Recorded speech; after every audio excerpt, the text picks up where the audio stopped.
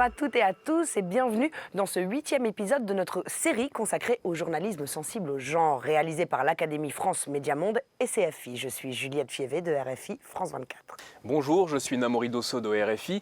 Dans cet épisode, on va parler de la mixité et de la parité des genres. Oui, égalité, parité, équité, diversité de genre, pluralité, partage des responsabilités, équilibre des sexes, mixité. Le lexique de la question femmes-hommes s'est considérablement enrichi ces dernières années. Mais si les éléments de langage sont aujourd'hui plus variés, le choix des mots compte. Ah, clairement, parmi ces mots, deux se font une place à part dans le discours du genre du monde de l'entreprise. C'est mixité et parité.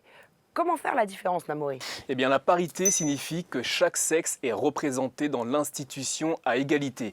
C'est un instrument au service de l'égalité qui consiste à assurer l'accès des femmes et des hommes aux mêmes opportunités tout en respectant leurs spécificités. Ainsi, un peu partout dans le monde, un certain nombre de lois ont fait avancer l'égalité entre les femmes et les hommes.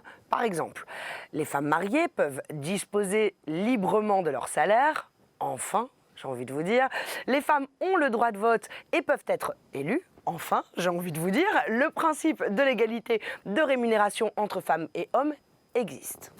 La parité est un outil pour produire de l'égalité là où il y a du pouvoir à partager. La parité est un objectif autant qu'un outil, une fin autant qu'un moyen. On instaure la parité pour qu'il y ait égalité et l'obtention de la parité est la condition et le signe de l'égalité. Ok, donc on vient de voir la parité. Qu'en est-il de la mixité ? La mixité, c'est la coexistence des femmes et des hommes dans un espace social commun. Mais en réalité, on devrait dire quelle mixité ?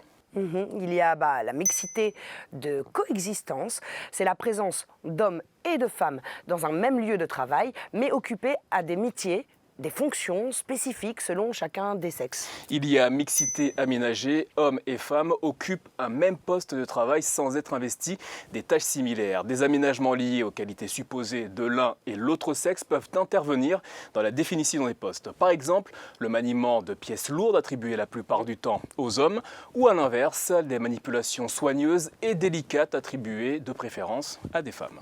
Il y a aussi la mixité indifférenciée. Hommes et femmes effectuent des tâches identiques selon des conditions de travail identiques, mais restent sous l'influence forte d'un environnement davantage favorable aux hommes. Et il y a la mixité de coopération, véritable et vraie répartition du travail entre hommes et femmes, entraînant l'interactivité et le transfert des compétences particulières de chacun pour contribuer à une amélioration du cadre de travail. Alors la parité est souvent une condition nécessaire de l'égalité, mais pas suffisante. Ainsi, une assemblée peut être paritaire, mais si les hommes occupent toutes les fonctions de décision et les femmes celles d'exécution, elle ne sera pas égalitaire. C'est le cas dans beaucoup de gouvernements, de parlements, de collectivités territoriales, où les femmes restent cantonnées à des délégations ou des commissions traditionnellement affectées à leur genre. Famille, enfance, affaires sociales. Voilà pour ces quelques définitions. On se retrouve dans l'épisode 9. À bientôt. À bientôt.